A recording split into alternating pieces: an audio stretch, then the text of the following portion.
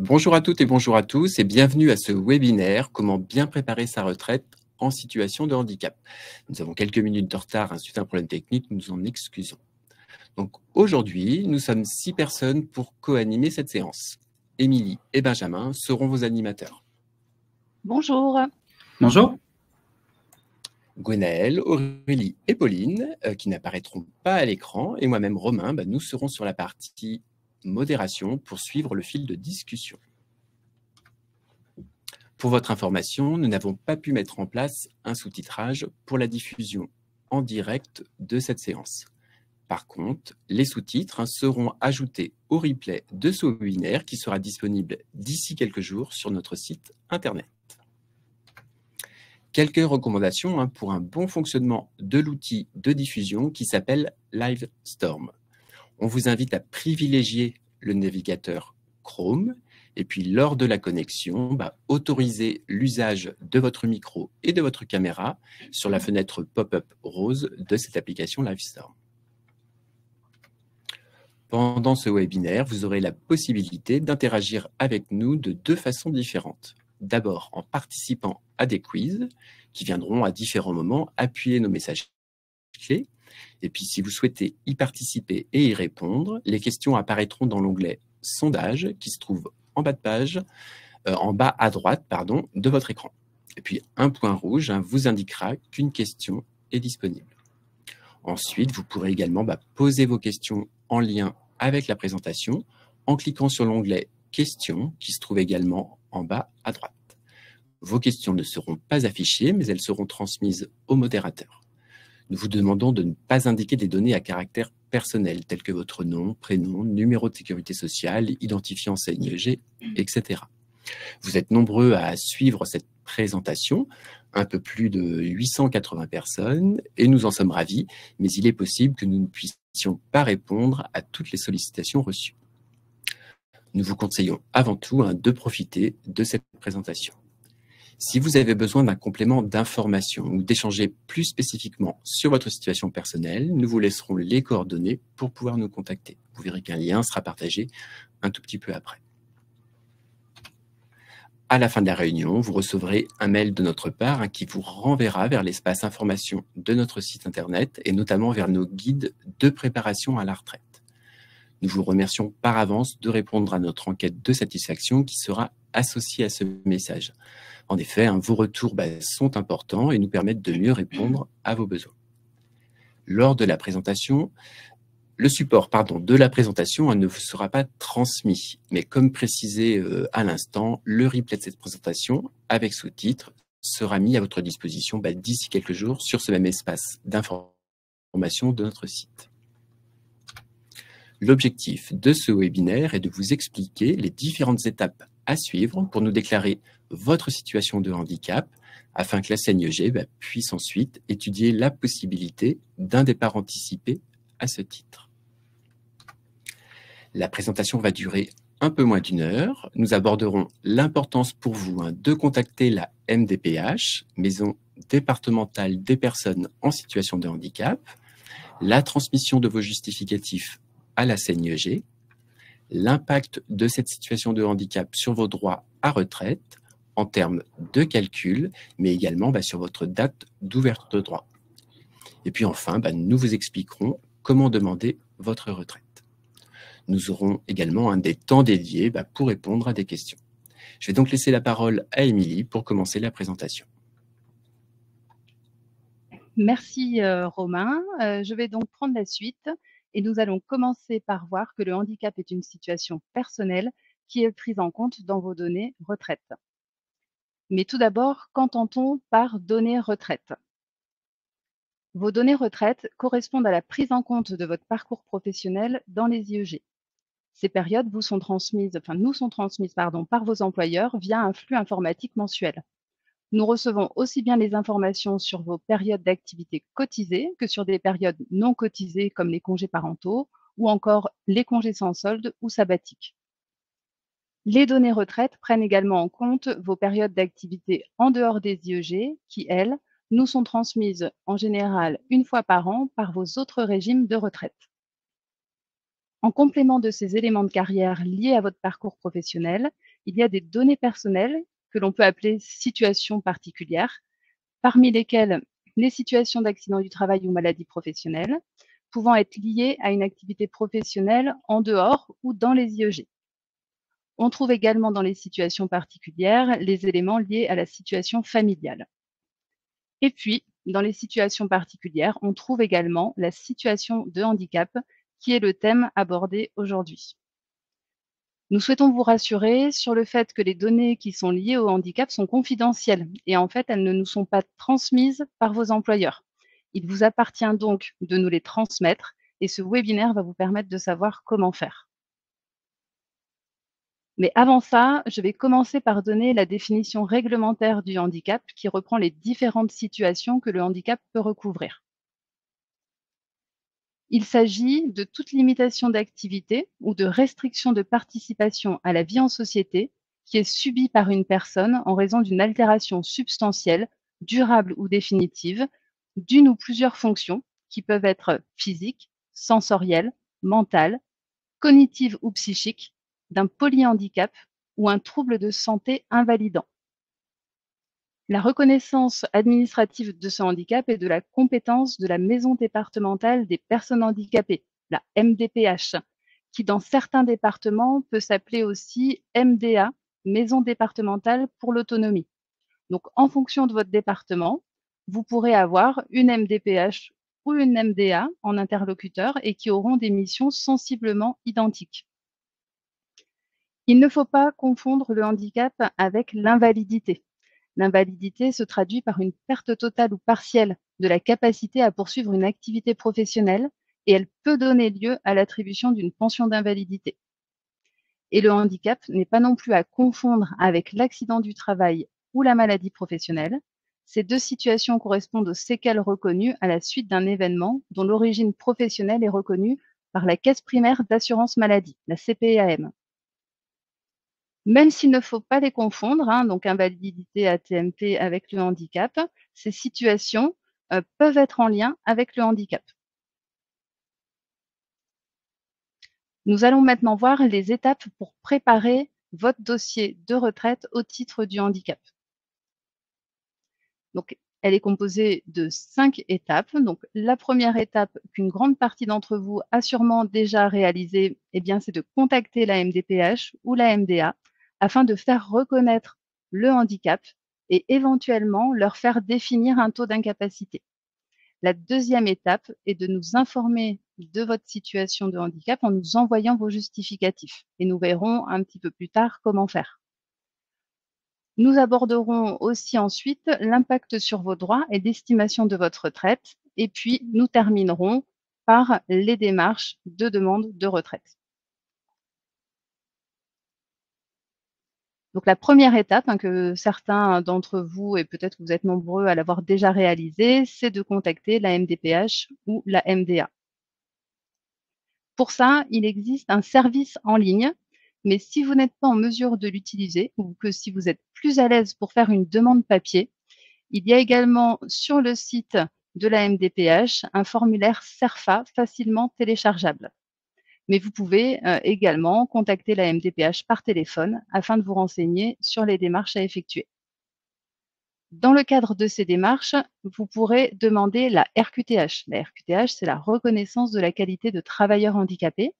Et vous pourrez réaliser aussi d'autres demandes permettant de faire évaluer votre taux d'incapacité. Pour faire reconnaître vos droits et dans le but d'obtenir une notification du taux d'incapacité, vous devrez demander la CMI invalidité. C'est la carte de mobilité inclusion mention invalidité.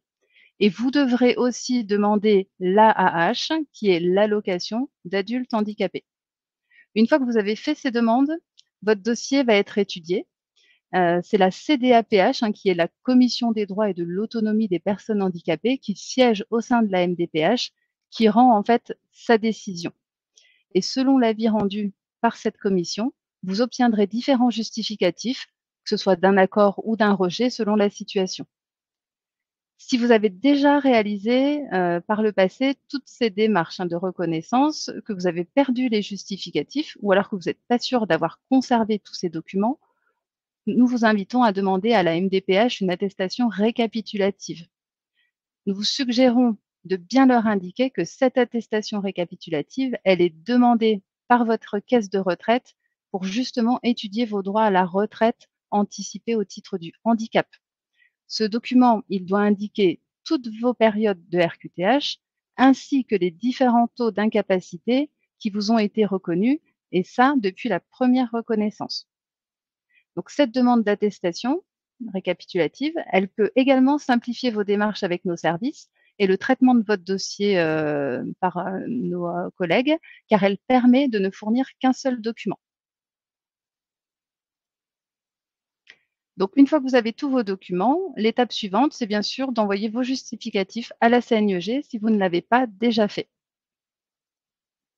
Donc, comme je l'ai dit un petit peu avant, l'employeur, votre employeur, n'est pas habilité à nous transmettre vos documents liés au handicap.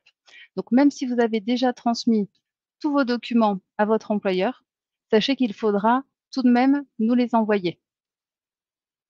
Donc, nous vous invitons à envoyer tous vos justificatifs de handicap ou l'attestation récapitulative sur toutes vos périodes de carrière, qu'il s'agisse de périodes au sein des IEG ou alors en dehors des IEG.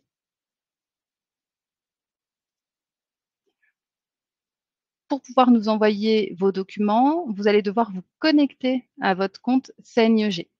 Et lorsque vous vous connectez sur votre compte CNIEG, si vous êtes déjà inscrit, vous allez devoir saisir soit votre numéro de sécurité sociale, soit votre identifiant CNIEG. L'identifiant CNIEG, c'est 8 chiffres et une lettre qu'on saisit sans espace et sans tiret. Et puis après, vous saisirez votre mot de passe. Si vous avez oublié votre mot de passe, vous cliquez directement sur « J'ai oublié mon mot de passe » pour en redéfinir un nouveau. Si vous ne vous êtes jamais connecté au site de la CNIEG, vous aurez la possibilité de créer votre compte en utilisant l'option « Créer mon compte » que vous voyez en bas à gauche de l'écran de connexion. Et si toutefois vous avez une difficulté pour réaliser la démarche mot de passe oublié ou que vous constatez que vous n'arrivez pas à créer votre compte en ligne, nos équipes pourront vous accompagner.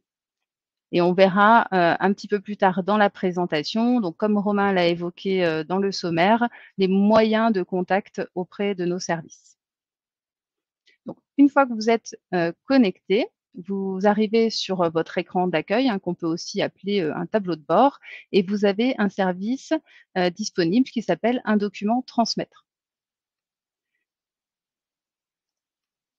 Quand vous êtes sur cette démarche, vous devrez choisir le thème « Mon dossier de salarié en situation de handicap ». Ensuite, vous pourrez sélectionner le type de pièce jointe. Il y a deux types de pièces jointes, soit carte d'invalidité ou CMI, ou alors autre justificatif de handicap. Une fois que vous avez sélectionné le type de pièce justificative, vous cliquez sur « Parcourir » et vous ajoutez votre document. Actuellement, le site permet d'envoyer 5 documents par démarche. Donc, si vous avez plus de 5 documents, vous pourrez renouveler la démarche afin de nous envoyer les documents suivants.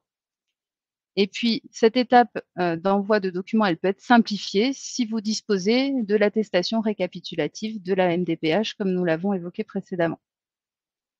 En cas de difficulté, là aussi, pour utiliser la démarche en ligne, vous avez la possibilité de nous envoyer vos documents par voie postale à l'adresse qui apparaît sur votre écran, mais vous pouvez aussi retrouver notre adresse sur notre site internet à la rubrique de contact.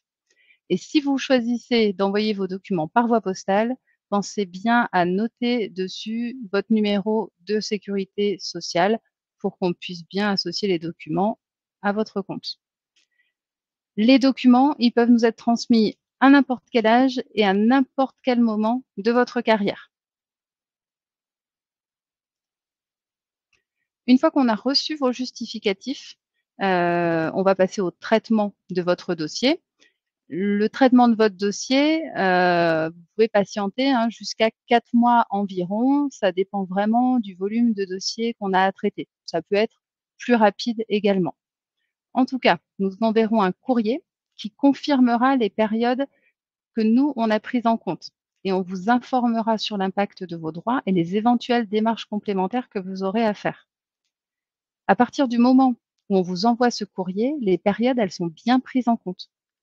Vous ne pourrez pas les visualiser sur votre compte. Mais rassurez-vous, elles sont bien enregistrées dans notre système d'information et il sera inutile de nous renvoyer vos justificatifs. Par contre, si vous voyez que vous avez oublié d'envoyer certaines pièces, vous pourrez tout à fait nous les renvoyer par la suite et on viendra les rajouter aux périodes déjà enregistrées sur votre dossier. Je vais maintenant donner la parole à Romain pour aborder la première session de questions-réponses. Je vous laisse en sa compagnie. Merci beaucoup, Émilie. Alors, effectivement, on vous propose de partager une première question que nous recevons régulièrement. Donc, la question est la suivante. Vous n'arrivez pas à retrouver l'ensemble des justificatifs de handicap. Que faut-il faire? Eh bien, comme l'a précisé Émilie, dans cette situation, nous vous invitons à contacter votre MDPH ou votre MDA en leur précisant que pour l'étude de vos droits retraite par la CNEG, vous avez besoin d'une attestation récapitulant toutes les périodes de reconnaissance, à la fois de handicap et de taux d'incapacité. En cas de réponse de leur part qu'il n'y a pas eu de demande sur la période concernée, vous devez dans ces cas-là nous adresser la réponse écrite de la MDPH. Cela nous évitera notamment de vous redemander ces justificatifs. Une autre piste, si vous aviez perdu ces documents, c'est peut-être votre employeur. Dans certains cas, vous aviez alerté votre employeur sur cette situation. Il est possible qu'il détienne une copie de ces reconnaissances. Je vais maintenant partager une question que vous pourrez retrouver du coup sur l'onglet sondage. Je vous montre juste un instant. La question est la suivante et vous pouvez y répondre. Toutes les cartes mobilité inclusion valent systématiquement reconnaissance d'un taux d'incapacité égal ou supérieur à 80%. Je vous laisse quelques instants pour pouvoir y participer si vous le souhaitez.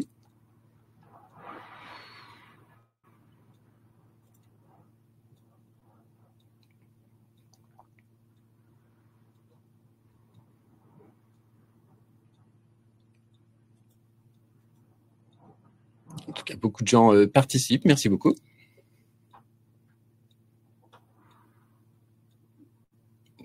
Écoutez, je vous propose de partager la réponse. Vous pouvez continuer à répondre de toute façon. Donc là, pour l'instant, vous êtes 88% à avoir répondu correctement. Bravo. La réponse est donc faux.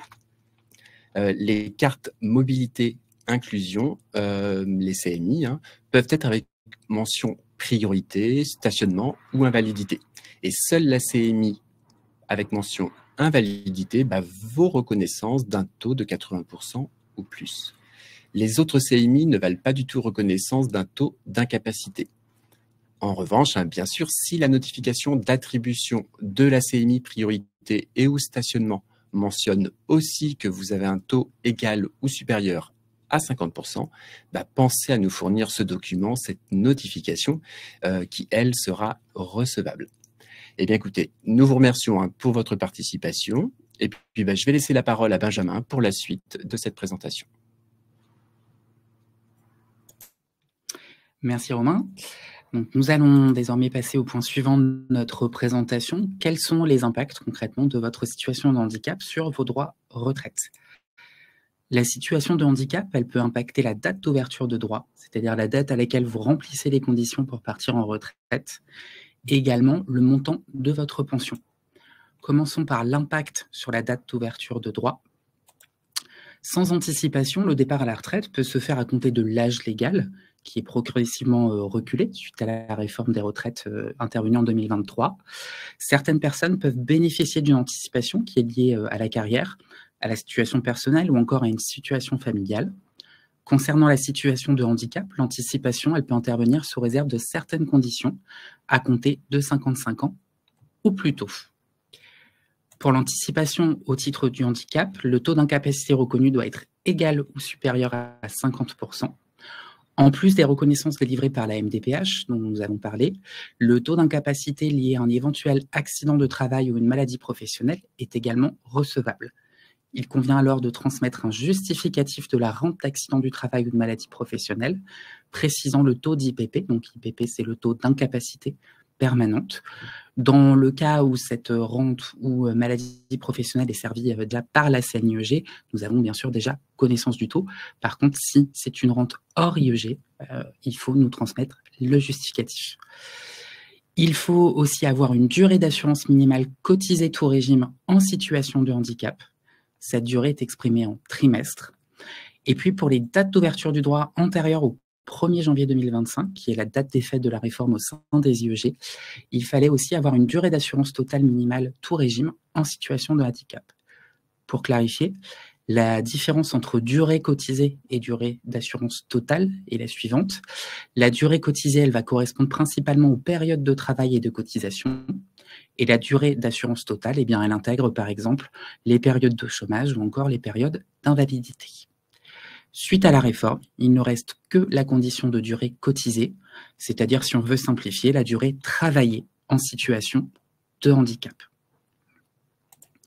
Alors, quelles reconnaissances sont prises en compte pour calculer cette durée cotisée? Eh bien, dans un premier temps, si le taux d'incapacité est inférieur à 50%, il n'y a pas d'impact quant à l'anticipation au titre de la situation de handicap. Si au contraire, ce taux d'incapacité évalué est supérieur ou égal à 50%, il y a des impacts potentiels puisque nous pourrons retenir les périodes concernées pour calculer votre droit à l'anticipation au titre du handicap. Concernant la RQTH, il faut savoir que seules les périodes avant 2016 sont prises en compte.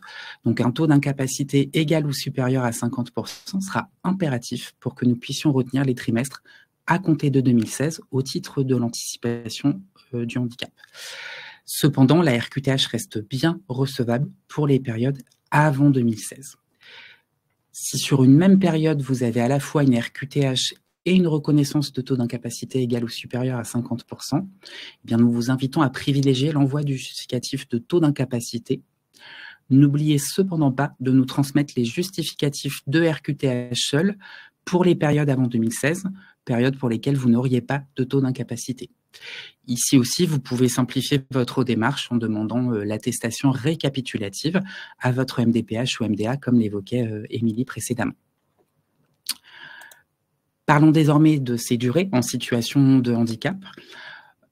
Comme cela est précisé sur la page qui s'affiche sur votre écran concernant l'anticipation, afin de partir à compter de 55 ans, il vous faudra environ 27 à 28 ans en situation de handicap. A contrario, pour être éligible à compter de 59 ans, il faudra environ 17 à 18 ans cotisés en situation de handicap et il faudra avoir atteint cette durée requise avant l'âge légal de retraite, au plus tard. Quand on parle de situation de handicap, conformément à ce que nous venons de voir, il va s'agir à la fois des RQTH avant 2016 et puis des reconnaissances de taux d'incapacité égal ou supérieur à 50%, et ce, quelle que soit la période. À titre indicatif, avant la réforme, pour avoir une ouverture de droit à compter de 55 ans, il fallait environ 32 à 33 ans en situation de handicap pour être éligible dès 55 ans et à minima 22 à 23 ans pour pouvoir partir à compter de 59 ans et au plus tard, donc à l'âge légal, comme nous l'avons vu. Une précision importante, donc si vous atteignez la durée requise en situation de handicap après l'âge légal, vous ne serez pas éligible à l'anticipation et vous ne pourrez également pas bénéficier de la majoration que nous allons évoquer à la partie suivante. Pour clarifier ces notions que nous venons de voir, voyons désormais un exemple. Sur la frise qui s'affiche sur votre écran, nous avons le cas d'une personne qui a eu une activité hors IEG, puis IEG, avec différentes périodes de reconnaissance de handicap et de taux d'incapacité. Cette personne a une première RQTH de juin 2005 à mai 2009, et elle dispose ensuite d'une notification de taux d'incapacité entre 50 et 79%, obtenue par exemple via une demande d'AAH. Elle a ensuite une notification qui précise un taux d'incapacité réévalué comme inférieur à 50%, et enfin une RQTH à compter de juin 2019. Pour cette personne, les périodes retenues pour le droit à l'anticipation seront donc la RQTH de 2005 à 2009, car comme nous l'avons vu, avant 2016, une RQTH seule pouvait être retenue. Et puis sera également retenue la période où elle avait une notification de taux d'incapacité entre 50 et 79%. Donc sur notre exemple, de juin 2009 à mai 2013. Les périodes suivantes, en revanche, ne seront pas retenues. En effet, le taux d'incapacité a dans un premier temps été réévalué comme inférieur à 50% sur la période suivante. Et puis, concernant la dernière RQTH, eh bien, elle ne peut pas être prise en compte car une RQTH seule n'est plus retenue pour les périodes à compter de 2016. Pour conclure, sur cet exemple, seule la période de juin 2005 à mai 2013 pourra être retenue pour l'anticipation au titre de la situation de handicap. Comme nous l'avons vu précédemment, il faut environ 17 à 18 ans pour être éligible à l'anticipation. Donc, en l'état des informations que nous avons ici, et sans réévaluation ultérieure du taux d'incapacité, eh bien, cette personne ne serait pas éligible à l'anticipation et à la majoration.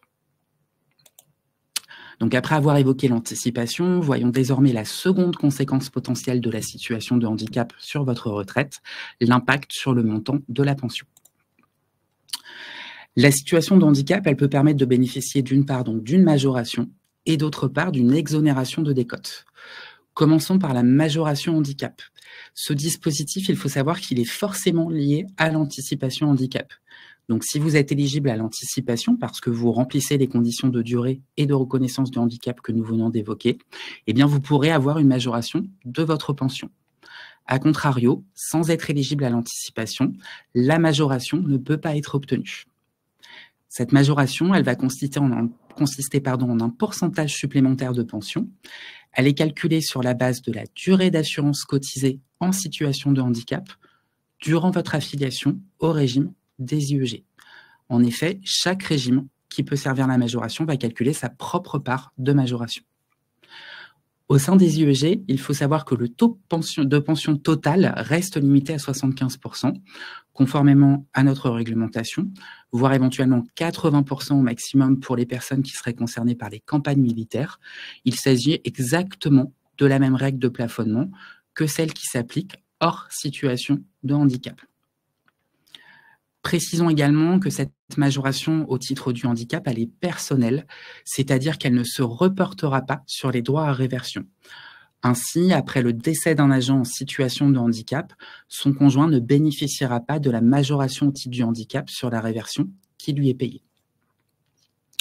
Le second droit potentiel, comme évoqué, qui est lié à la situation de handicap, c'est l'exonération de décote. Afin que cette information soit claire, la décote, c'est une minoration de votre pension qui vous impacte si vous n'avez pas, tout régime confondu, le nombre de trimestres requis pour votre génération. À la suite de la réforme, cette durée requise, elle peut aller jusqu'à 172 trimestres. Donc, tout d'abord, si vous êtes éligible à l'anticipation au titre de la situation de handicap, vous serez forcément exonéré de décote, sans démarche spécifique.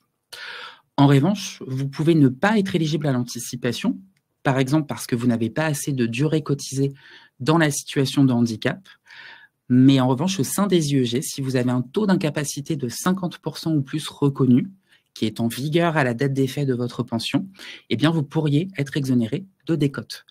Donc, si vous pensez ne pas être éligible à l'anticipation, à cause d'une durée limitée de carrière en situation de handicap, par exemple, mais que vous avez un taux de 50% ou plus d'incapacité reconnue, pensez tout de même à nous transmettre vos justificatifs, car vous pourriez être concerné par l'exonération que nous venons d'évoquer concernant la décote. Et je vais à nouveau laisser la parole à Romain pour participer à une nouvelle session de questions-réponses.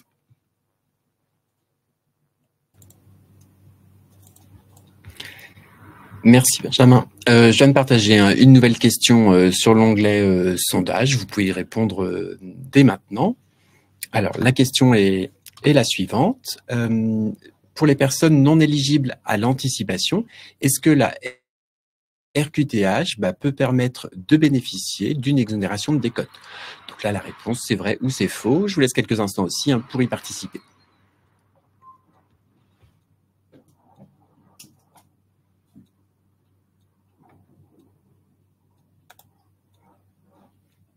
Bon, pareil, je vois que vous y répondez. Merci beaucoup. Ça nous permet de vérifier simplement si notre message est clair. Et puis quelques messages clés.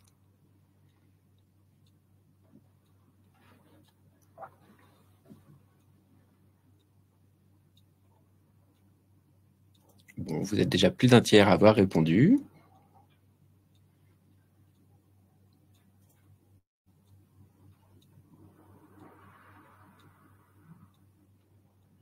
Bon, bah, je vous propose de poursuivre. Merci pour votre participation. Donc là, vous êtes 70% à avoir porté la bonne réponse. Vous avez principalement répondu faux et c'est la bonne réponse. Donc on vous le confirme, hein, la RQTH seule ne va pas vous permettre de bénéficier d'une exonération de décote. Pour avoir une exonération de décote hors anticipation au titre du handicap, il faut un taux d'incapacité de 50% en vigueur à la date d'effet de votre pension. Donc pour résumer, hein, ce qui vient d'être dit, soit on est éligible à l'anticipation au titre du handicap, et dans ce cas, on a le droit à une exonération de décote, ou alors on a un taux d'incapacité de 50% ou plus en vigueur à la date d'effet de votre retraite. Bon, je vous remercie à nouveau pour votre participation, puis je vais laisser Émilie poursuivre la présentation. Eh bien, merci Romain pour ces réponses aux questions. On va passer maintenant à la partie suivante.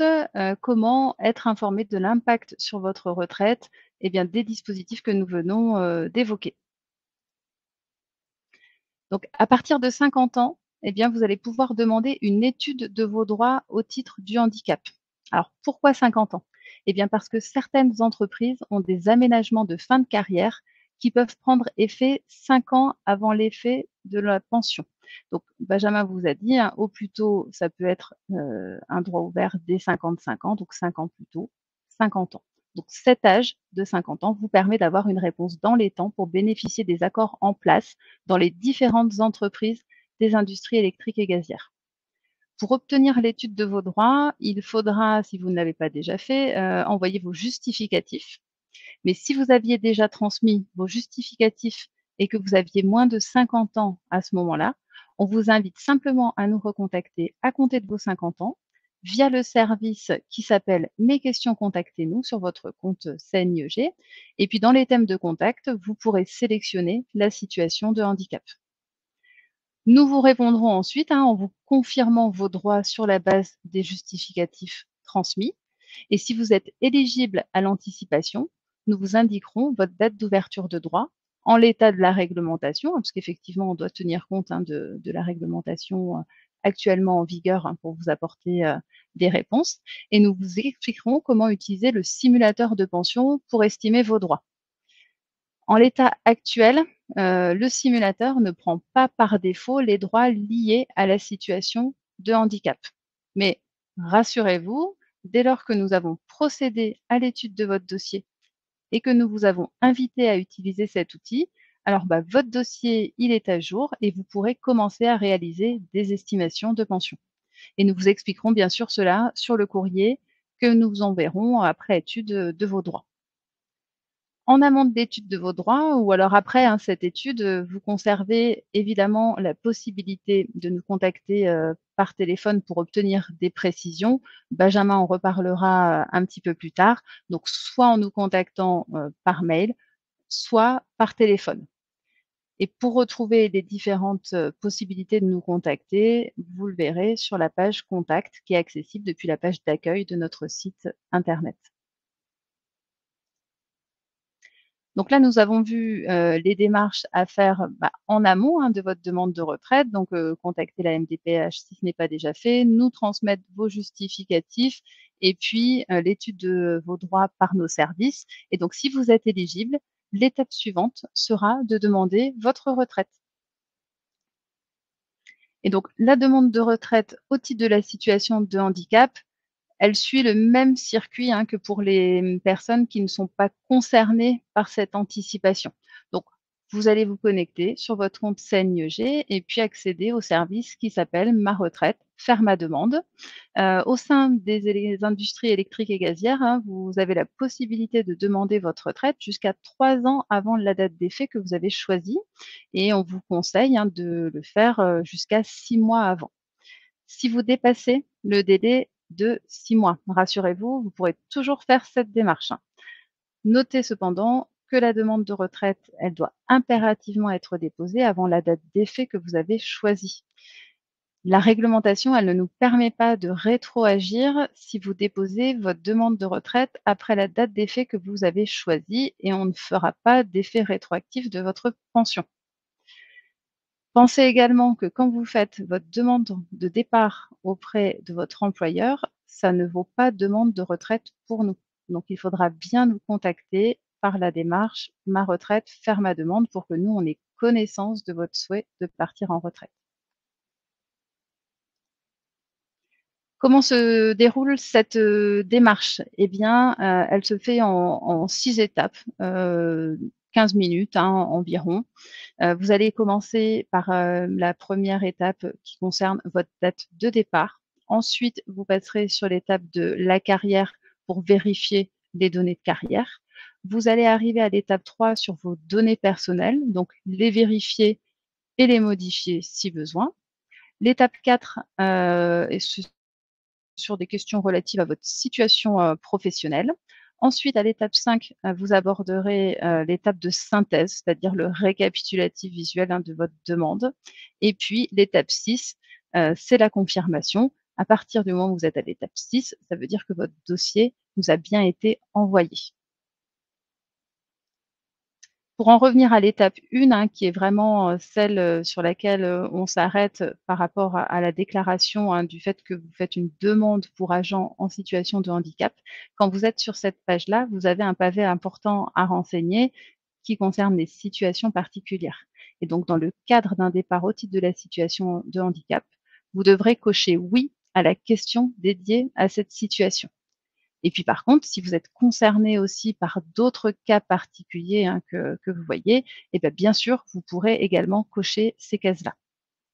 Donc, quand vous cochez la case qui concerne justement la situation de handicap, il vous est automatiquement demandé un justificatif. Vous êtes obligé de joindre un justificatif pour passer à l'étape suivante. Donc, si vous avez déjà fourni vos différents documents, on vous demande simplement de retélécharger le dernier justificatif de handicap en votre possession. Et il n'est pas nécessaire de nous retransmettre à nouveau tous vos documents si vous l'avez déjà fait. Et puis ensuite, vous allez pouvoir passer aux étapes suivantes jusqu'à la synthèse et puis nous transférer votre demande de retraite. Donc là, on a essentiellement parlé de la démarche à effectuer au sein de notre régime de retraite, mais vous pouvez être aussi concerné par une anticipation de départ au titre du handicap en dehors des IEG. C'est un départ anticipé qui existe aussi dans les autres régimes de retraite. Donc, il conviendra de bien faire vos démarches auprès de vos autres régimes de retraite. Pour retrouver les coordonnées de vos régimes de retraite, vous pouvez vous rendre sur le site Info Retraite, donc info-retraite.fr. Une fois que vous êtes sur ce site, vous allez vous connecter via France Connect. France Connect, vous allez pouvoir utiliser vos identifiants de connexion que vous utilisez sur le site des impôts, par exemple, ou d'Amélie également. Et une fois que vous êtes sur le service de l'Info Retraite, vous avez un petit onglet où vous allez pouvoir trouver toutes vos coordonnées de vos différentes caisses de retraite. Donc, ça vous permettra de prendre contact avec eux. Ce qu'il faut savoir, c'est que l'étude d'un départ anticipé au titre de la situation de handicap doit être faite auprès de chaque régime de retraite de base. Donc, à titre d'exemple, si vous avez été affilié au régime général et au régime complémentaire Agirc-Arrco ou alors aussi Ircantec, eh bien, vous pouvez directement demander l'étude au régime général. Les caisses complémentaires tiendront compte de l'étude faite par ce régime de base. Et en cas de doute, n'hésitez pas à contacter les régimes de retraite concernés qui vous diront si l'étude a réalisé chez eux ou non. Une fois que vos droits à cette retraite anticipée, elle va être étudiée par vos autres caisses de retraite, eh bien, vous disposez sur le site de l'Info Retraite d'une demande de retraite unique, tout régime confondu, qui vous permet de faire votre demande aussi bien auprès des régimes de base que des régimes complémentaires et qui vous évitera de devoir déposer plusieurs dossiers différents. Je vais redonner la parole à Romain.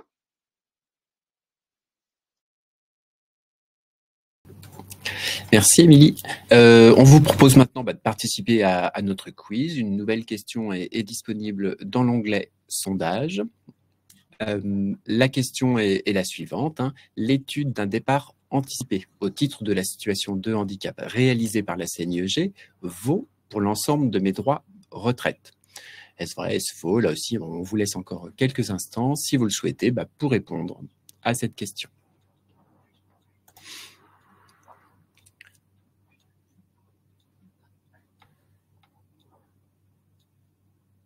Bon, pareil, vous êtes réactif, hein, je vois que vous répondez à la question, c'est parfait.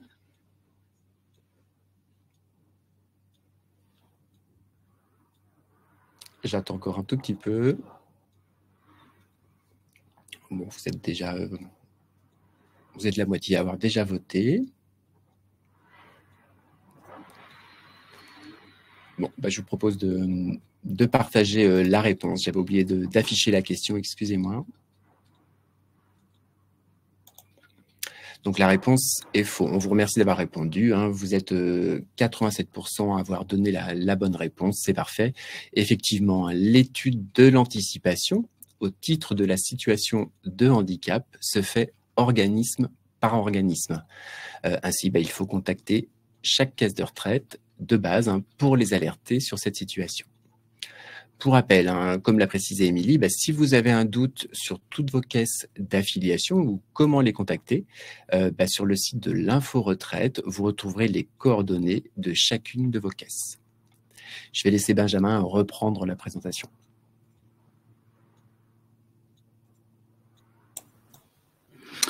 Merci Romain.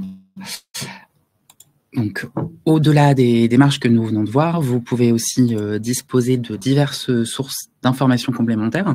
Au sein des IEG, tout d'abord, l'association Handicap Énergie, que certains et certaines d'entre vous connaissent peut-être déjà, donc via le site internet handicapenergie.fr.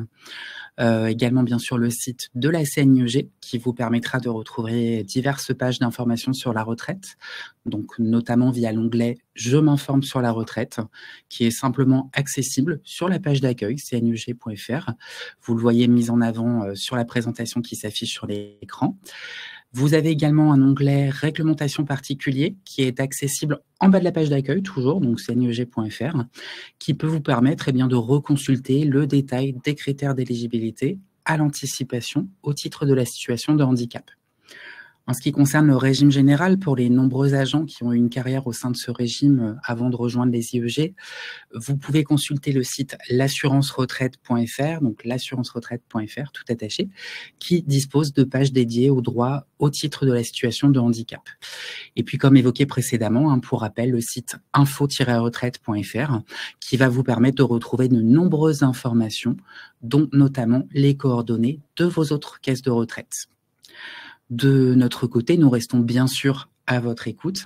Si vous avez besoin de conseils personnalisés, vous allez pouvoir nous contacter par téléphone ou par la messagerie. Donc, vous retrouverez nos coordonnées à partir de la page d'accueil cnieg.fr, sur laquelle vous disposez d'un bouton « Nous contacter », tout simplement, en haut à droite. Vous avez la possibilité par ce biais de consulter à la fois nos coordonnées téléphoniques et les horaires d'ouverture, mais aussi de retrouver nos coordonnées postales et puis le lien d'accès à la messagerie, qui sera ensuite accessible via votre compte personnel, donc auquel vous pouvez vous connecter, comme Émilie vous l'a expliqué. En complément, nous proposons une offre de webinaire que vous retrouvez aussi via une page dédiée de notre site. Cette page, elle vous donnera la possibilité de consulter le replay du webinaire que nous avons fait aujourd'hui, mais aussi de consulter les autres webinaires qui ont eu lieu. Pour compléter ces services, vous aurez aussi la possibilité de demander un entretien individuel. Cet entretien, il permet de vous accompagner de manière personnalisée sur un créneau horaire dédié. Cette offre, elle s'adresse aux affiliés qui sont plutôt proches de leur départ à la retraite. Dans le cadre de l'anticipation au titre de la situation de handicap, nous vous conseillons notamment d'attendre d'avoir envoyé vos justificatifs et avoir obtenu l'étude de vos droits avant de demander cet entretien. Donc, revenons quelques instants sur les webinaires. Vous pourriez être intéressé par celui dédié aux données de carrière à vérifier en amont de la retraite, ou encore celui dédié aux démarches pour demander la retraite CNIEG. Les vidéos de replay de ces deux sessions sont déjà disponibles en accès libre sur notre site, donc via la même page que celle sur laquelle vous êtes inscrit pour le webinaire de ce jour. Le 19 décembre à 14 h, nous aurons également un webinaire dédié à l'âge et au calcul de la retraite. Et puis, en 2025, nous aurons donc des webinaires dédiés aux conseils pour optimiser la date de départ et le montant de la retraite. Donc, cette session, elle peut vous intéresser si vous vous interrogez, par exemple, sur un rachat au titre des années d'études. Nous proposerons aussi un webinaire donc, sur les droits à retraite au titre des enfants. Nous ouvrirons des inscriptions à ces 2 webinaires début 2025 et puis par la suite, ils seront également disponibles en replay. Je vous remercie pour votre attention et puis je vais laisser à nouveau la parole à Romain. Merci. Merci Benjamin. Donc on vous propose de répondre à une nouvelle question. Elle est publiée sur l'onglet sondage. La question est la suivante. À partir de quelle date une reconnaissance de qualité de travailleur en situation de handicap, RQTH, sans taux d'incapacité, ne peut plus être prise en compte pour le départ anticipé au titre du handicap? Donc, il y a 4 possibilités de réponse. La première, à partir du 1er janvier 2025, 1er septembre 2023. La troisième réponse, ça peut être le 1er janvier 2016. Et puis, la quatrième, c'est toujours possible. On vous laisse quelques instants pour pouvoir y répondre.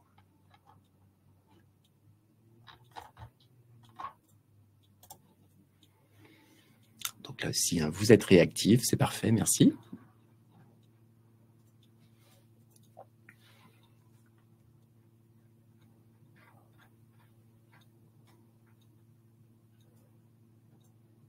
Bon, je vous propose de partager la réponse. Du coup, vous êtes 82% à avoir répondu le 1er janvier 2016. Effectivement, c'est la bonne réponse. En effet, une reconnaissance RQTH sans taux associé peut être prise en compte uniquement si elle est antérieure à cette date. Je vous propose de participer à un autre quiz. Je vais partager la question.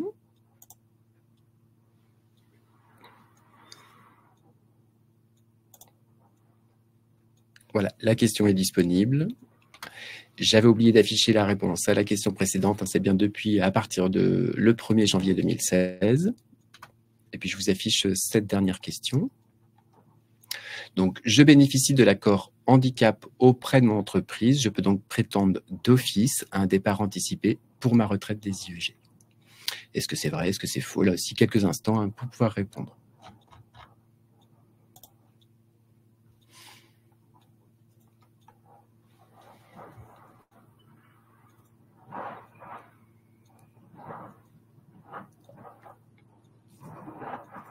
Bon, je pense que le message a été compris. Effectivement, vous êtes 89% à avoir apporté la bonne réponse. La bonne réponse, c'est faux. Effectivement, on vous le confirme, les modalités d'accord handicap au sein des entreprises, elles sont propres à chaque employeur. Donc, EDF, par exemple, n'a pas forcément le même accord qu'Enedis. Cependant, le fait d'être couvert par cet accord entreprise handicap n'a aucun lien avec l'anticipation pour votre retraite. On peut ainsi être éligible à un aménagement de fin de carrière au sein de son entreprise, par exemple parce que vous avez la RQTH et que votre employeur propose l'aménagement de fin de carrière à tous les titulaires d'une RQTH, sans pour autant être éligible à l'anticipation pour votre retraite. Vous devez bien nous demander l'étude pour qu'on vérifie si vous remplissez les conditions pour bénéficier de ce droit. Nous arrivons au terme de ce webinaire. Nous savons que nous n'avons pas pu répondre à l'ensemble des questions. Vous étiez nombreux, un peu plus de 800 personnes à participer. Mais on vous invite à vous renseigner en consultant directement l'espace information de notre site. Comme indiqué en début de présentation, si votre demande est plus personnalisée, nous vous invitons à contacter notre accueil téléphonique. Notre équipe répond à vos appels du lundi au vendredi, sauf le jeudi. Ou bien, tout simplement, nous envoyer vos demandes par écrit en utilisant l'onglet « Nous contacter » de votre espace personnel. Comme précisé en début de présentation, vous allez recevoir à la fin du webinaire un mail avec l'accès à notre espace informatif de notre site où vous retrouverez le guide retraite, les guides retraite, et puis l'accès également à la page où le replay de cette présentation sera disponible d'ici quelques jours. Sur ce replay, vous pourrez avoir les sous-titres. Vous aurez également une enquête de satisfaction à laquelle nous vous invitons à répondre pour que ces webinaires finalement répondent au mieux à vos attentes. On vous remercie, merci à toutes et à tous pour votre participation, à la fois à cette réunion et puis au quiz qu'on vous a proposé, et puis pour votre attention. Nous vous souhaitons une belle fin de journée et puis une très bonne préparation à la retraite, et puis nous restons à votre disposition. Au revoir.